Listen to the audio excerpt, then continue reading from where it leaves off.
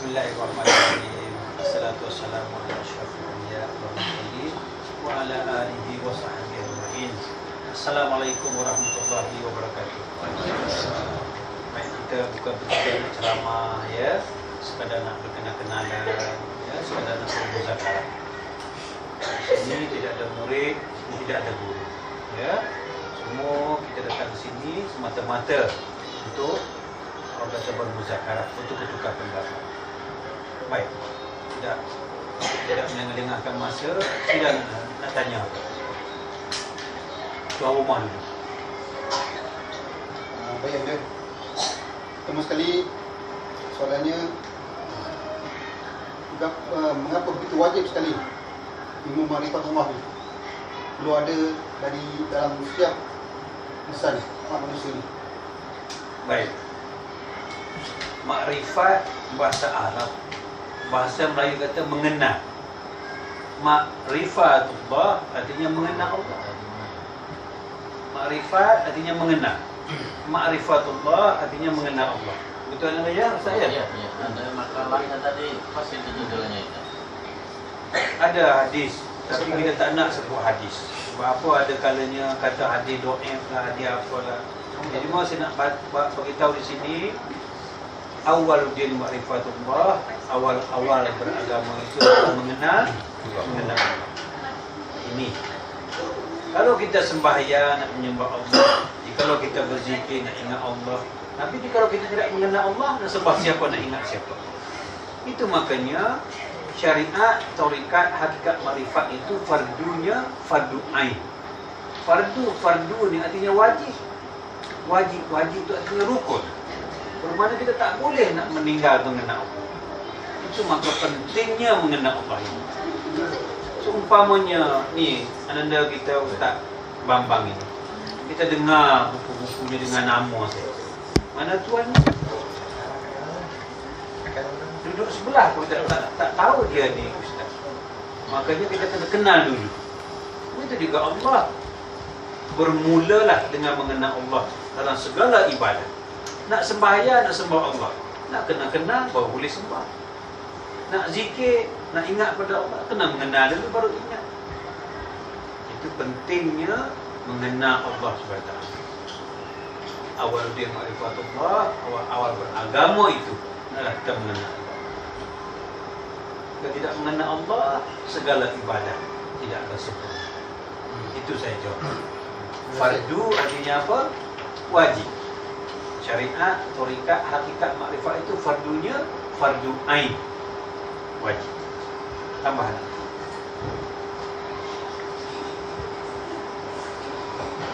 Assalamualaikum warahmatullahi wabarakatuh. Waalaikumsalam. Alhamdulillahirabbil alamin. Wassalatu wassalamu ala Rasulillah.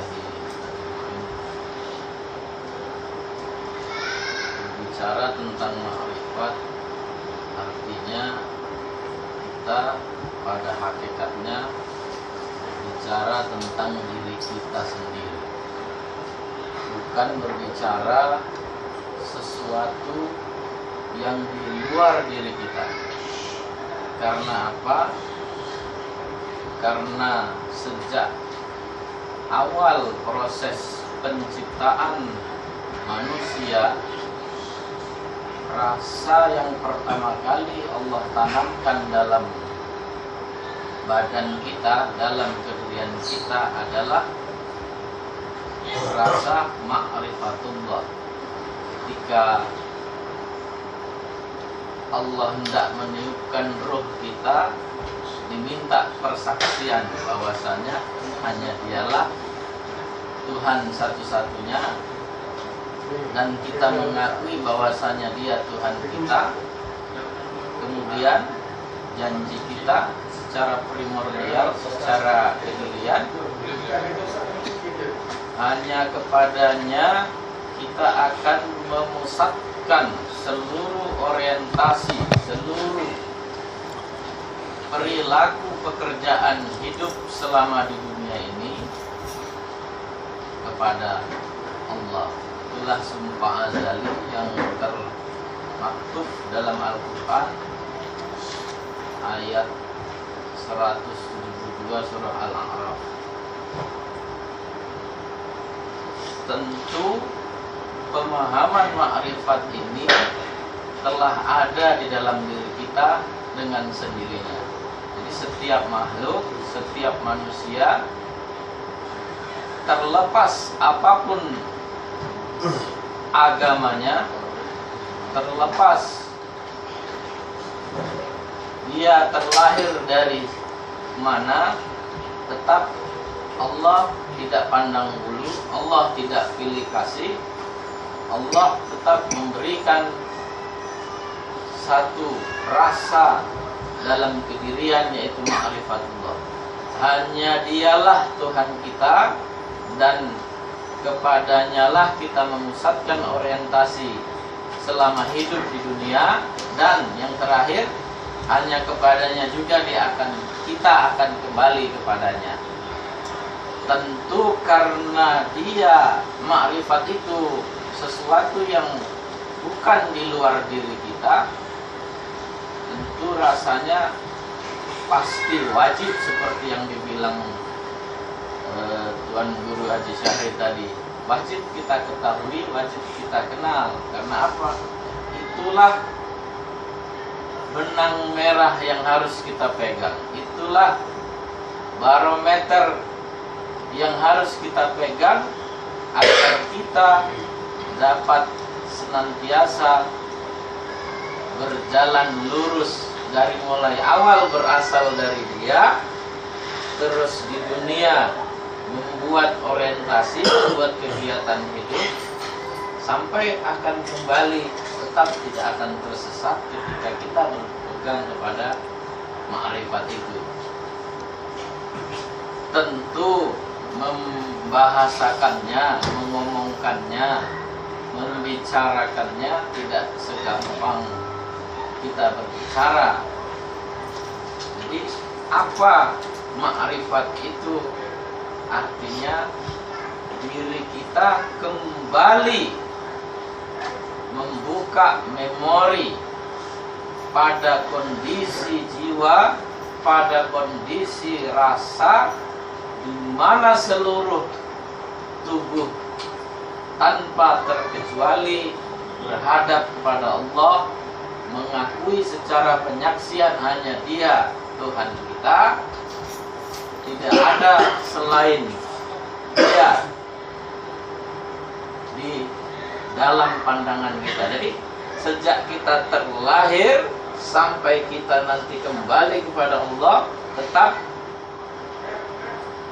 intinya untuk menyaksikan tiada Tuhan selain Allah. Makanya berawal dari Dia, rasa itu diberikan kepada kita, kondisi rasa itu terus berkepanjangan sampai kembali kepada Allah. Jadi tiada Tuhan selain Allah. Apapun yang kita lakukan dalam kehidupan ini, ya tetap orientasi puncak terakhirnya adalah Allah. Jadi tiada kehidupan di dunia ini, tiada kegiatan apapun di dunia ini yang dilakukan seorang hamba kepada Allah, ya kecuali hanya kepada Allah, tidak ada lain. Itulah makna ma'rifatullah secara paripurna. Dari sejak awal kita pun terlahir karena ma'rifat, orientasi menjalankan hidup selama di dunia dalam ma'rifat, kembali kepada Allah juga dalam kondisi berma'rifatullah. Jadi supaya bersih jiwa tuh, kembalinya enak, dan kembali dalam induk ruh kita, yaitu kebertuhanan. Berarti jiwa kebertuhanan yang ada dalam diri kita kan nggak mungkin kembali kepada selain Tuhan. Pasti secara rasional juga kembalinya kepada Tuhan. Orang bendanya punya Allah, takkan mungkin kembalinya kepada selain Allah. Itu mustahil. Oke. Ya. Sudah cukup panjang. Nanti ustaz kita menceritakan tentang apa pentingnya ilmu makrifat itu. Jadi pokoknya ilmu makrifat itulah ilmu yang paling awal yang patut kita pelajari. Ya, sudah. Ya. Jadi soalan apa? Soalan kedua ya. Tujuan apa diciptakan makhluk? Diciptakan segala makhluk. Baik. Pasang semua yang ada telefon itu. Buat apa nak simpan? Ya, supaya balik kita boleh dengar. Ya, buka kalau nak rakam ya. Baik.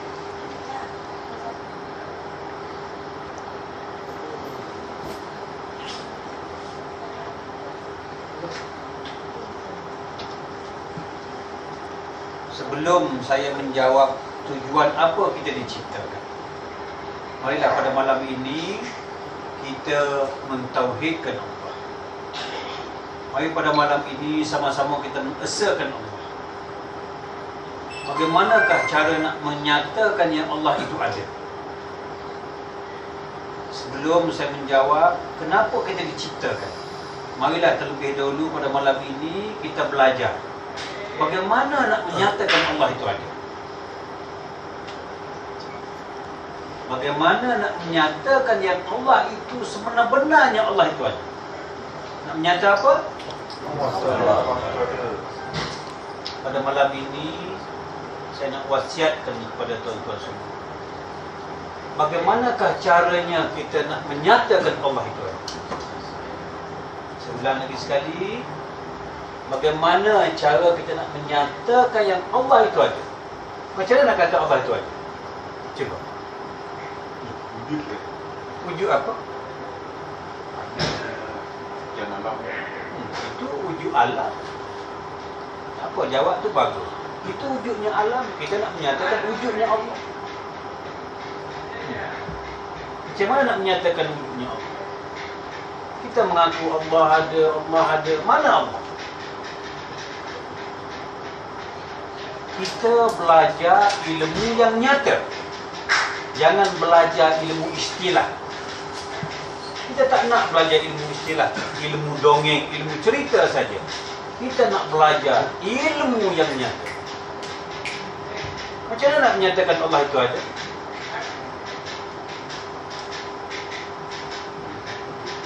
Baik. Terang tak cahaya matahari? Jawab. Terangnya cahaya matahari, terang lagi Allah Subhanahu Wa Taala. Kenapa tuan-tuan sampai tak nampak?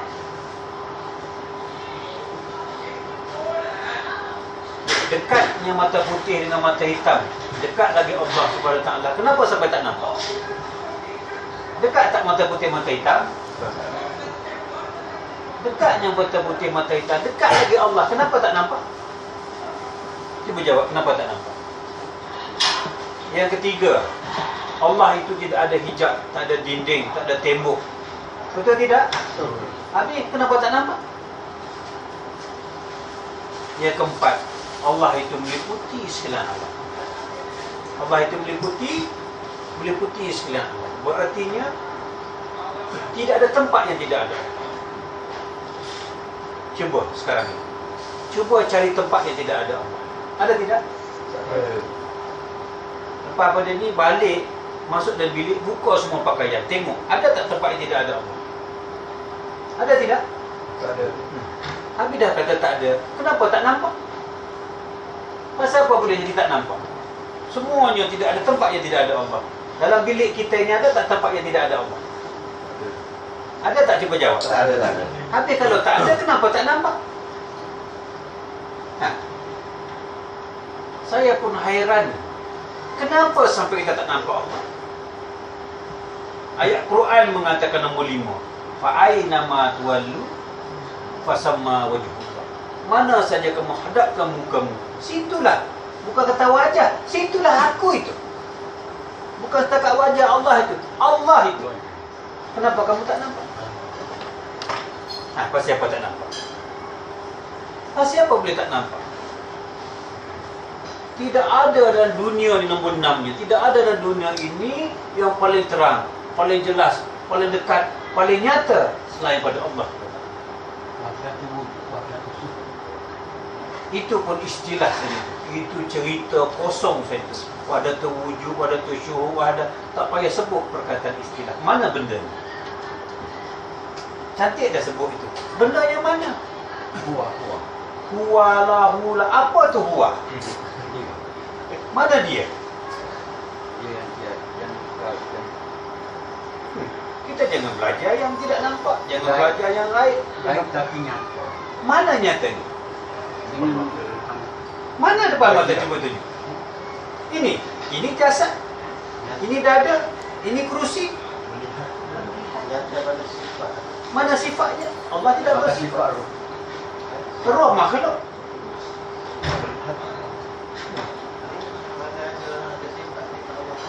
Masya Allah, Allah tidak bersifat. Takkan Allah empat segi. Takkan Allah ada hitam putih tinggi rendah. Nur nama saja mana benda ni? Tak nampak. Kenapa belajar benda tak nampak? Sebab tak ada. Kalau tak ada, buat apa nak belajar? Hantar lagi, cuba. Hantar lagi. Lagi. Kita belajar benda yang nyata. Benda yang jelas. Benda yang terang. Lagi. Afa'ah saja. Lain tak ada. Afa'ah aja Allah. Habis semua sekali mana? Mana yang semua sekali?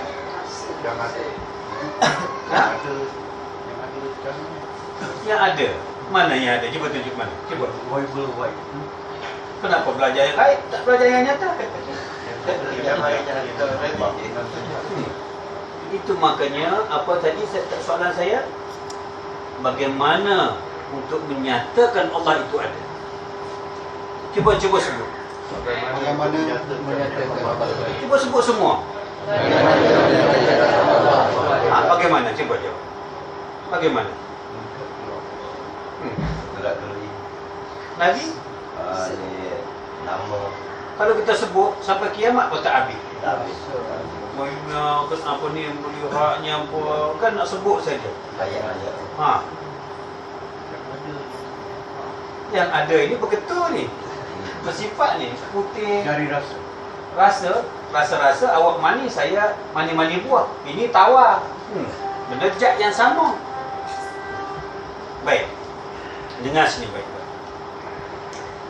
Bagaimana untuk kita menyatakan Allah itu ada?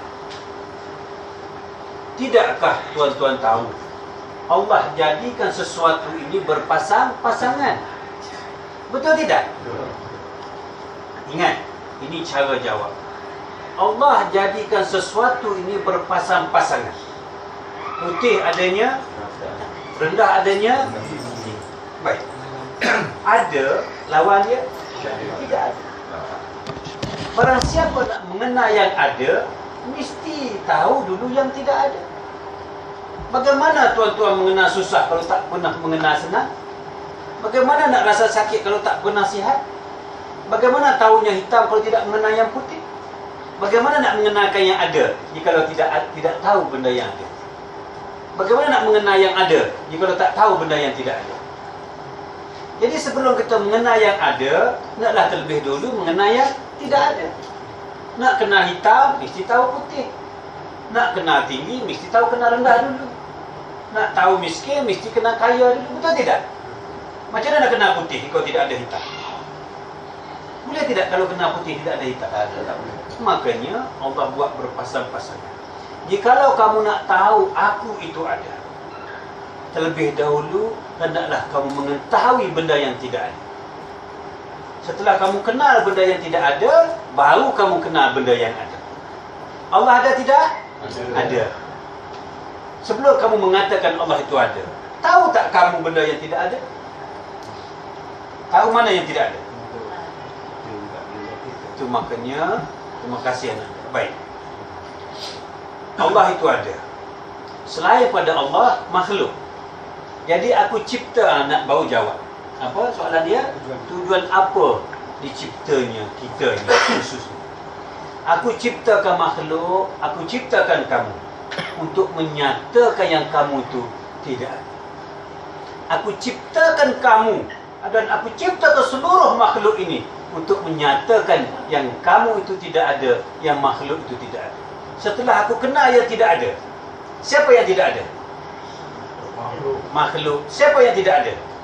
Kita ini tidak ada. Setelah kita kenal yang tidak ada, kenal tak yang ada?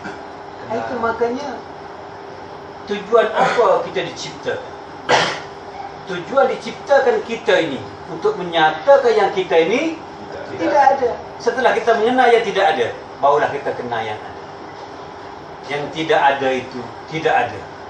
Setelah mengenal yang tidak ada, barulah yang mengenal yang ada itu ada. Faham tidak?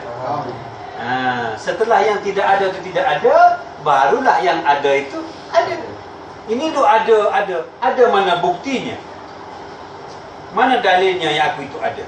Kamu kenal yang putih, kamu tahu putih. Mana hitam? Macam mana kamu kata putih kalau kamu tidak tahu hitam? Macam mana kamu tahu siang kalau tidak ada malam? Macam mana kamu tahu aku itu ada kalau kamu tidak belajar yang tidak ada? Jadi sudahlah pada malam ini, kita ni ada ke tidak? Kita tidak ada.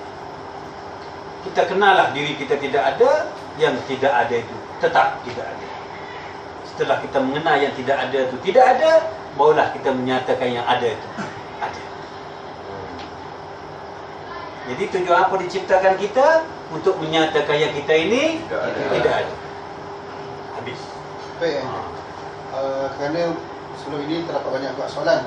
Habis yang ada ni apa? Baik, terima kasih Nanda. Kita belajar, mari kita jangan terlihat adanya diri, mari kita berserah diri, mari kita mati sebelum mati. Baik. Macam mana nak mengatakan kita ni tidak ada? Ini siapa ni? Ini siapa ni? Tadi kata makhluk ada tidak? Tapi yang ada ni siapa? Jawab macam mana? Takkan kata kita Allah, tak boleh. Kita bersifat, Allah tak bersifat. Macam mana nak selesaikan masalah ini? Kita kata la mawjud bil haqqi illallah. Tak adalah yang wujud dalam dunia ini melainkan Allah. Kita makhluk ada tidak? Tidak ada. Habis kalau tidak ada ni siapa ni? Jawab macam mana? Kalau kita tidak ada, kalau kita mati sebelum mati berserah diri, kita mati dah kan? Tapi siapa yang kahwin? Siapa yang makan nasi? Siapa yang merasa sakit? Siapa yang merasa sihat? Kalau kita tidak ada. Aku tidak ada berserah diri pada Allah. Tapi siapa yang kahwin? Siapa yang makan minum? Dan kalau kita tidak ada, jawab macam mana? Kata kita tidak ada. Pada siapa kata kita ada, Allah ada, hukum dia apa? Hukum apa Ustaz? Syirik pada Allah, menduakan wujud. Ada aku, ada Allah, syirik. Nak kata kita tak ada, ini ada ni. Macam mana jawab? Itu makanya tak boleh mengajar lepas ni. Dia cari makan, semua dah tahu. Baik, kalau orang bertanya kepada kita, kamu pergi belajar ilmu mati sebelum mati, kamu pergi belajar ilmu fana, ilmu berserah diri kepada Allah, ilmu makhluk tidak ada, ilmu diri tidak ada. Habis yang makan minum siapa? Macam ni cara jawab. Ya, baik. Jadi, kalau orang bertanya sebegitu, tuan-tuan bagi contoh macam ni. Cuba bayangkan satu mayat duduk di perbaringan dalam satu bilik. Ya, nak tahu siapa kahwin ke, siapa minum, siapa sakit, ya, siapa yang makan, cerita macam ni. Bayangkan satu bilik ada mayat. Kemudian cuba kita letakkan jenis makanan yang sedap-sedap, yang lazat-lazat di keliling mayat itu. Nasi biryani gamnya, apa lagi? Nasi ayam penyeknya, ya, chapatinya letak penuh sekeliling mayat. Kemudian kunci bilik itu selama 10 minit, 20 minit ataupun setengah jam. Selepas setengah jam atau 20 minit buka. Ada tak nasi itu luar? Ada tak nasi itu berkurang? Tak ada. Kenapa? Sebab dia dah mati. Tak ada tempat hidup. Itu makanya kenapa kita makan? Kita makan kerana kita hidup. Orang mati boleh makan tidak? Orang mati boleh makan tidak? Jawab. Siapa yang makan? Yang makan kerana hidup. Baik. Habis siapa yang nikah kahwin, yang beranak belaki siapa? Kita pun tutup lagi buat keluar tinggal mangkuk yang ada nasi itu. Kita kalau nak suruh perempuan yang pergi, mana kemungkin bini kita, anak kita pergi ke cokek tu, ambil sekalian pelacur-pelacur yang ada tu, upah dia, bayar dia. Dia masuk ke dalam bilik yang mayat itu, suruh dia buka semua pakaian. So dia pusing mayat itu, kunci lah. Sebelum buka pakaian tu kunci. Nanti orang kata apa pula, kunci bilik itu 20 minit hingga ke setengah jam. Dah, selepas pada setengah jam buka. Ada tak mayat tu bernafsu? Tidak. Kenapa tak bernafsu? Kan ada perempuan cantik semua tu. Itu makanya yang bernafsu tu kerana hidup. Kerana kamu hiduplah kamu bernafsu. Kamu hiduplah kamu makan. Orang bertanya lagi, mana usaha? Mana ikhtiar? Mana apa? Usaha, ikhtiar, pilihan mana? Lalu kita keluarlah perempuan, kita bayar duit berapa sekian sehari gaji dia kan. Kemudian orang bertanya, mana akal kita? Mana fikiran kita? Mana usaha kita? Kita pun buat keluar perempuan itu, ambil bil estro, bil air, bil api. Terus ambil bil telefon, bil telefon panjang. Nanti susah nak kira. Bil air, bil telefon, bil api. Letak satu kalkulator, letak kertas di kepala mayat itu. Tutup juga 20 minit hingga setengah jam. Apabila kita buka lepas setengah jam, boleh tak dia jumlahkan kira-kira itu? Tak boleh. Kan dia ada akal. Kan dia ada usaha. Kan dia ada ikhtiar. Siapa yang berikhtiar? Hidup. Kerana hidup. Siapa yang berusaha? Kerana hidup. Akal tak boleh berusaha, akal tak boleh berikhtiar. Yang membuat kita ikhtiar itu kerana hidup. Jadi sedarlah kita pada hari ini, sebab apa kita kahwin? Sebab aku hidup. Sebab apa kita makan minum? Sebab kita hidup. Sebab apa kita dia sakit? Kerana kita hidup. Kenapa kita berfikiran, berikhtiar? Kerana kita hidup.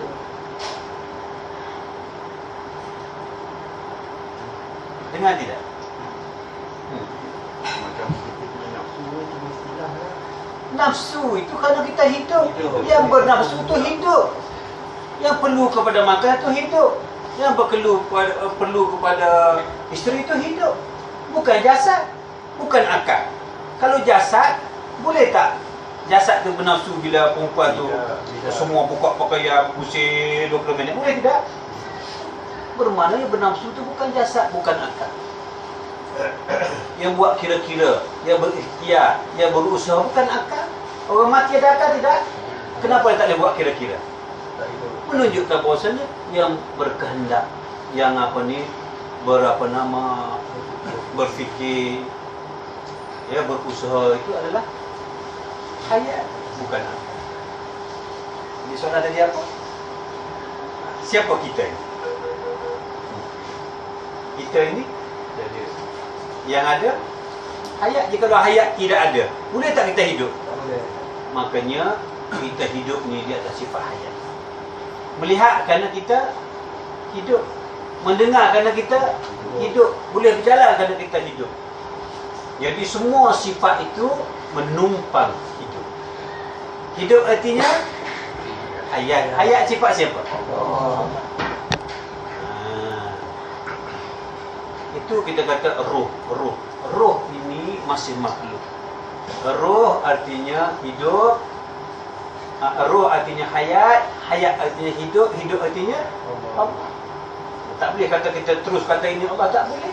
Ini bukan Allah, ini jasad. Roh bukan Allah. Roh masih makhluk. Allah itu hayat. Hayat itu hidup. Hidup itu dah baru boleh. Itu cara kita. Tak nak kata terus-terus Allah. Tak boleh. Ini bukan Allah. Ya, sambung Anda. Sebelum itu faham tak? Faham. Apa yang faham? Hidup. Yang makan itu kerana hidup. Ya, dan bernafsu itu karena yang berikhtiar karena bukan akal. Ya, bukan jasad. Yang akal dasar ini sebenarnya tak ada. Baik. Tak boleh kata tu. Benar. Baik, saya tanya. Di dalam pokok kelapa itu mana kelapa? Cuba jawab. Mana kelapa dalam pokok kelapa itu? Mana kelapa? Cuba. Begitu juga kelapa ni seumpama diri kita. Mana kita? Jadi sebelum tanya mana kita, saya nak tanya mana kelapa? Dalam satu pokok kelapa tu mana kelapa? Cuba tunjuk. Kata pokok kelapa tu ada, cuba tunjuk mana kelapa. Kadang-kadang kata, ini diri ada. Baik, saya nak tanya, tak usah dirilah. Pokok kelapa, cuba tunjuk mana kelapa. Pak Imam, mana kelapa? Satu pokok kelapa tak kenal. Buah kelapa. Kelapanya mana? Batang kelapa. Kelapa mana? Ada ke tak kelapa? Tapi yang tinggi langit tu, Yang ada hanya dia. dia tu mana? Tak ada jawapan tu mana dia? Begitu juga kita. Mana diri? Kata tadi ada diri kan? Mana? Cuba tunjuk. Nama apa? Masya. Cuba tunjuk Masya. Cuba tunjuk mana? Itu dah ada. Mana Masya? Kata diri ada. Cuba tunjuk diri mana? Cuba. Tahu pun. Istilah itu benda ada ke tidak? Benda tidak ada. Maknanya kita ni barang yang tidak. Kalau ada tunjuk. Mana Masya? Mana? Begitu juga dalam pokok kelapa tu, mana kelapa? Tak ada. Nak tahu kena belajar sate. Sate kambing. Saya? Okey, saya jawab dulu. Habis dia kata mana diri. Kalau nak jawab di mana diri, mana kelapa? Ya. Okey, habis. Habis apa? Sila sambung. Nak teruskan. Satu soalannya, tujuan apa diciptakan kita? Jadi sebelum tujuan apa diciptakan kita, sebelum nak bagi tahu kita ni ada ke tidak, kena belajar sifat Allah. Nak belajar sifat Allah yang ada, mesti belajar sifat yang tidak ada. Okey, sila. Apa Tujuan kita diciptakan. tujuan kita diciptakan? Kita kembali pada pembahasan awal seputar ma'rifatullah. Allah menciptakan makhluk di alam raya ini, dari mulai alam lingkup sampai menuju alam nyata yang tempat kita ditempatkan sekarang ini, tidak lain untuk menyatakan Allah itu ada atau adanya dia, dan menyatakan yang kelihatan ini bukan dia, berarti tidak ada. Jadi sesuatu yang bukan dia hakikatnya binasa. Binasa itu berarti tidak ada. Kenapa Allah bilang wa ma khalaqtul jinna wal insa illa liya'budun? Jadi makna liya'budun di situ arti harfiahnya mengabdi. Bagaimana cara makhluk mengabdi? Tentu mengambil hati kepada yang kita abdi. Bagaimana Allah supaya sayang, supaya senang kepada kita sebagai pengabdi? Kita harus menyatakan dia itu Tuhan kita, menyatakan dia itu ada dan kita tidak ada. Itulah makna ibadah itu, makna liya'budun ini. Jadi jalan apapun, orientasi apapun yang kita lakukan selama di dunia ini, selagi dalam koridor untuk mengenal kedirian kita, sehingga kita kenal pada hakikatnya kita itu tidak ada, dan setelah kita kenal kita tidak ada, maka yang ada hanya Allah, perjalanan itulah yang dinamakan ibadah yang tak ternilai. Apapun orientasinya, ketika kita tersampaikan kepada pemahaman bahwasanya apapun yang kita lakukan tidak berbekas kecuali Allah yang memberi bekas, artinya di situ Allah ada dan di situ juga kita tidak ada. Berarti tatkala itu jiwa kita sedang dalam berma'rifatullah, sedang mengesahkan Dia dan meniadakan diri kita. Saya rasa itu tambahannya. Terima kasih. Ayunda Jonas. Kita tidak ya, Ayunda guru kita.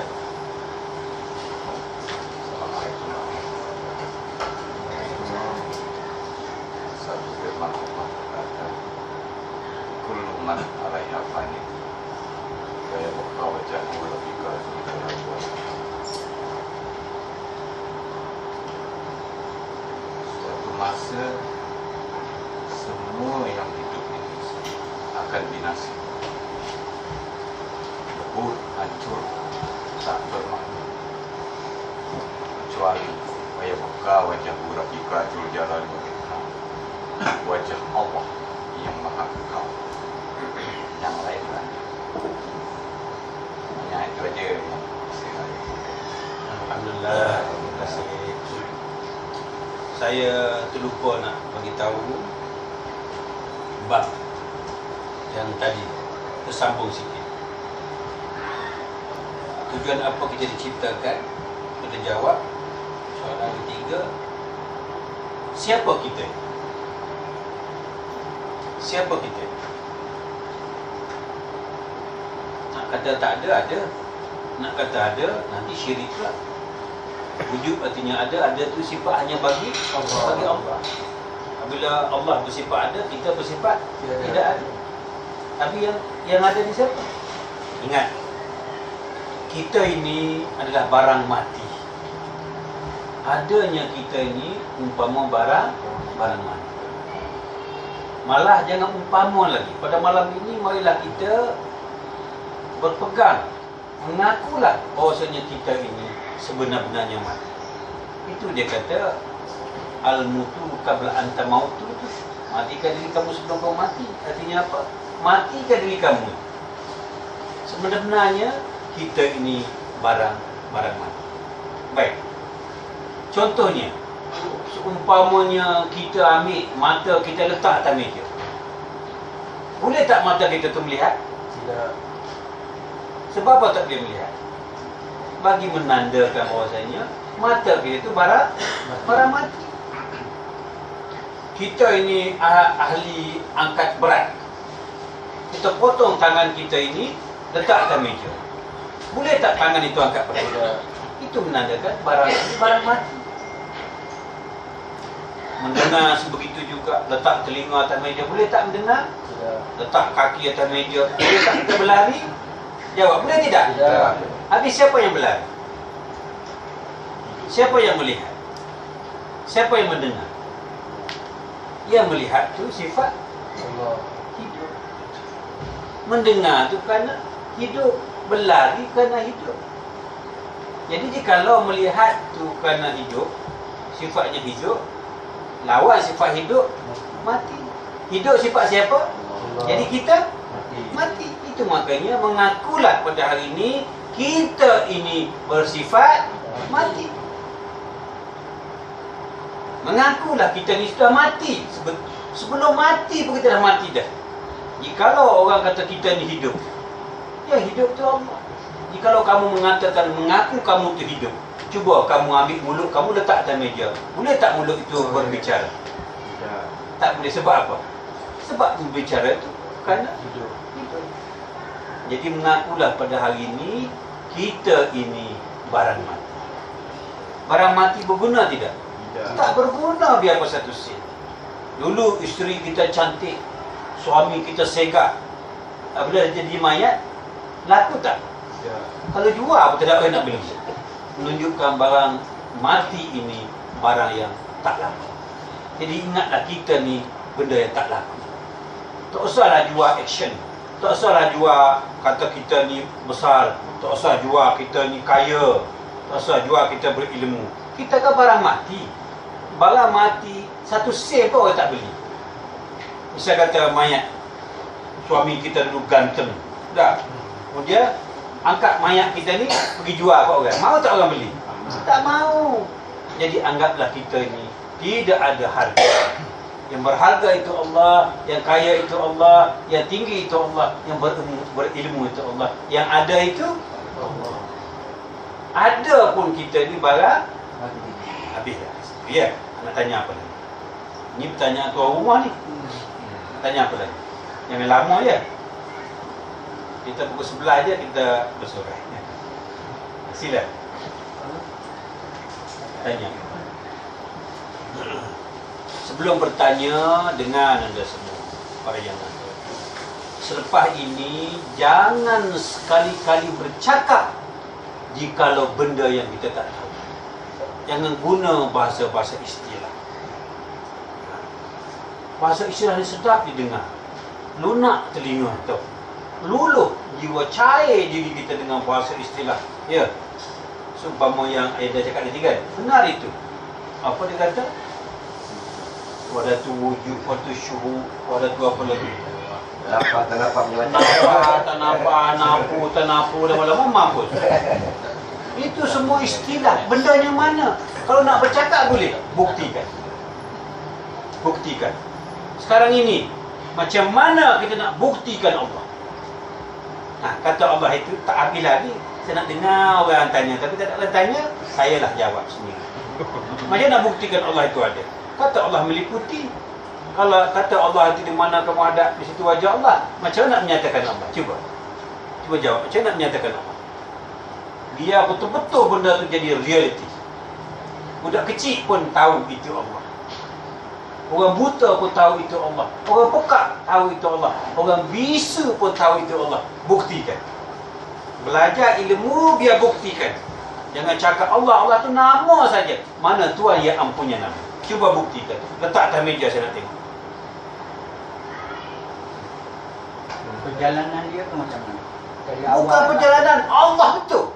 Tak nak nama, tak nak sifat, tak nak zat, tak nak. Allah betul, cuba cerita. Ini baru belajar ilmu manfaat. Jangan omong kosong. Allah ini nak diletakkan, biar nyata, biar betul.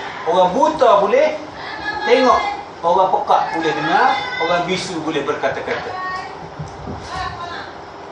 Macam mana nak cakap? Mana Allah? Cuba. Tak boleh cari makan lah itu guru. Macam ni cara kita nak buktikan Allah itu, nak menyatakan Allah itu. Nak apa? pada setiap yang wujud. Betul dah tu. Tapi pada setiap yang wujud. Mana? Misal kata ini wujud tidak? Mana Allah? Boleh, betul tu kan, pada setiap yang wujud. Mana Allah? Dalam diri. Kalau menempatkan Allah dalam diri, kafir bukan syirik, kafir. Main-main. Zindik lagi ni Al-Ustaz ni. Ini Al-Ustaz ini biarpun nampak muda macam ni, dalam Indonesia ini dia nombor 2 dalam kategori agama. Nombor 1 kiai. Tapi kiai pun dia tidak ada pangkat doktor sebagaimana profesor ini. Jadi keputusan yang nombor 1 pun mengambil di atas keputusan dia. Di seluruh Indonesia itu, keputusan kiai nombor 1 pun kena rujuk dia. Kerana kiai itu atas dasar ilmu saja, tapi CJ tak ada. Kawan ni semua CJ. Saya kata kafir, dia kata zindik. Pada siapa menempatkan Allah di dalam, ya, halal darahnya dipotong. Astagfirullahaladzim. Tapi tak apa. Dia berkata di atas sifat tak tahu, tak apa. Tidak dimakan hukum. Bukan enggak? Tak halal darahnya. Benar itu. Sayyidina Ali dia yang bilang. Iya, tapi dia bercakap di atas tak tahu, tak apa. Macam kita makan babi, tak tahu, tak apa. Betul tak? Ada sifat nyata. Baik, macam ni ya. Kalau orang bertanya kepada kita, mana Allah? Seumpama orang agama lain, Tuhan aku ada, boleh tengok, boleh pegang, ya. Tuhan kau mana? Nak jawab macam mana cuba? Kata Allah tu nyata. Kata kita bertuhankan Allah, benar Allah aku. Buktikan. Mana Allah? Buktikan. Yang kita nampak ni makhluk. Ha? Ya? Jadi yang hidup mereka. Mana tiada yang hidup itu mana? Gerak-geri. Bergerak saja, yang lain tak nampak. Duduk dalam akal fikir. Dalam hati ingat atas lidah berkata-kata. Itu istilah saja. Mana bendanya? Jangan cakap istilah. Mana bendanya? Yang dalam akal tu mana?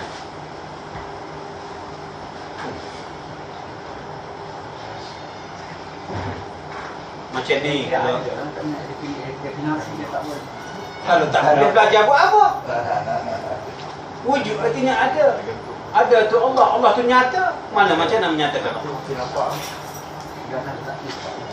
Zat sifat tu nama saja istilah dia budak boleh sebut. Zat mana, sifat mana? Takkan Allah bersifat kot.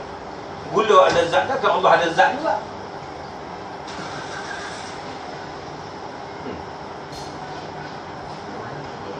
Ha? Okey, gerak saja. Tapi kalau tak bergerak, tak ada Allah. Gitu. Kalau tak dengar, tak ada Allah.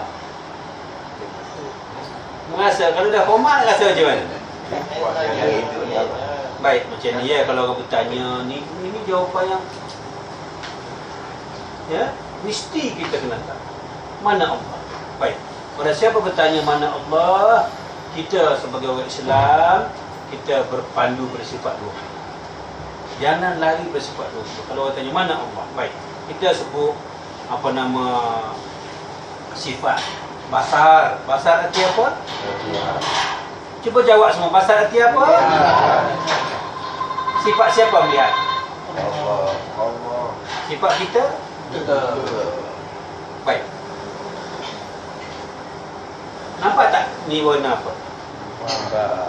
Nampak tidak? Tadi kata buta? Kenapa nampak? Itu makanya satu sebab hidup, satu lagi saya tanya mana Allah. Kalau siapa nak mengenal Allah, seumpama kita tengok traffic light, lampu isyarat. Ada hijau, ada kuning, ada merah. Ayat Quran mengatakan fa'aina ma tuwallu fasama wajhullah. Mana saja kamu hadap mukamu, di situ wajah Allah. Bagaimanakah traffic light itu nak menjadi Allah? Seumpama kita bawa kereta, tiba-tiba lembu lintas depan kita. Bagaimana nak menyatakan lembu itu Allah? Sedangkan lembu ada kaki, ada tanduk, ada ekor. Macam mana nak mengatakan, nak menyatakan lembu itu Allah, traffic light itu Allah, bagaimana? Melihat sebab Itu baik, macam ni.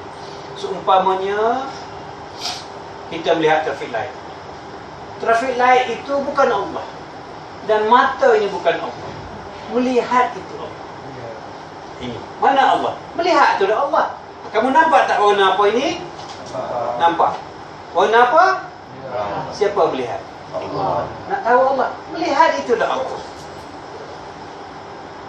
Mana Allah? Melihat itu dah Allah. Balik ke rumah. Nampak tak anak isteri? Nampak tidak? Melihat itu siapa? Allah. Kita pandu tak jalan raya. Nampak tak jalan lain putih? Kereta spesial. Nampak tidak? Yang melihat siapa? Itulah Allah. Kalau orang tanya mana Allah? Melihat itulah Allah. Siapa mengatakan melihat itu bukan Allah? Siapa mengatakan melihat itu bukan Allah? Tidak ada siapa boleh kata melihat itu. Itu mana jawapan kita itu betul. Betul tak Al-Fadhil Ustaz? Baik, katakanlah mata itu buta. Kata-kata mata itu buta. Lepas tu Piramli menyanyi dalam televisyen. Tak? Kita tengok mata buta. Dengar tak suara itu? Dengar.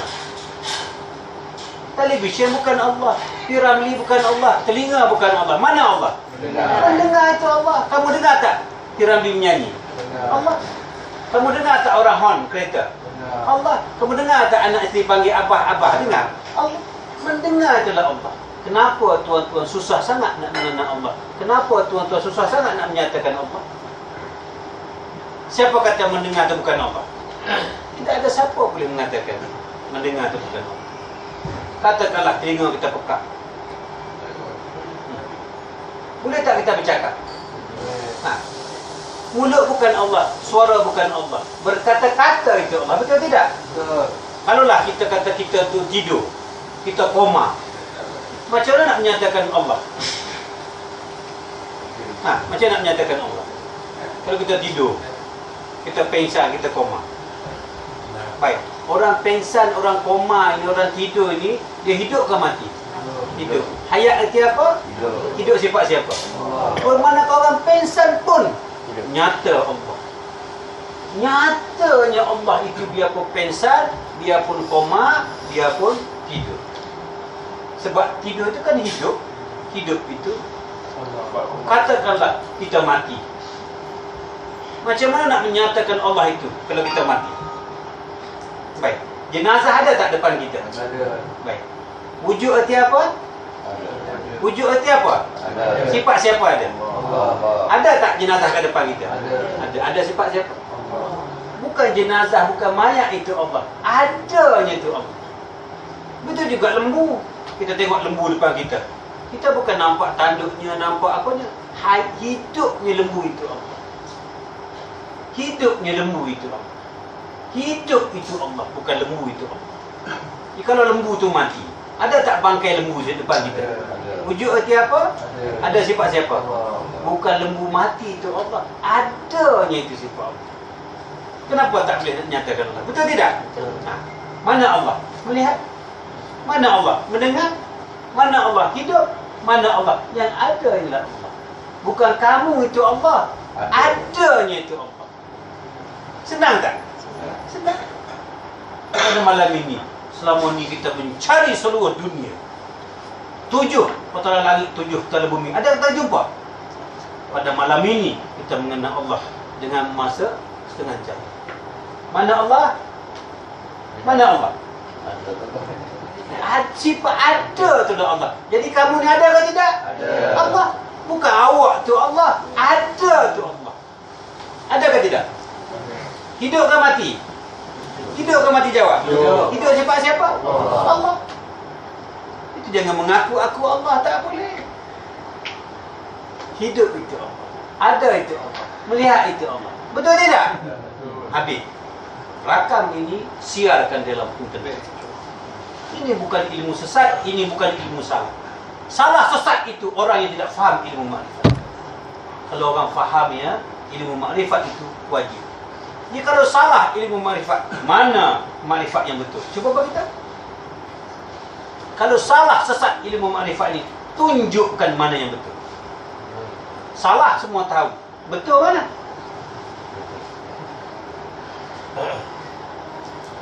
Habis. Sambung. Ananda Ustaz. Cik dah mati. Dah mati, saya pun mati. Alhamdulillah hidayah. Wassalamualaikum warahmatullahi wabarakatuh. Dah mati dah tak boleh tanya.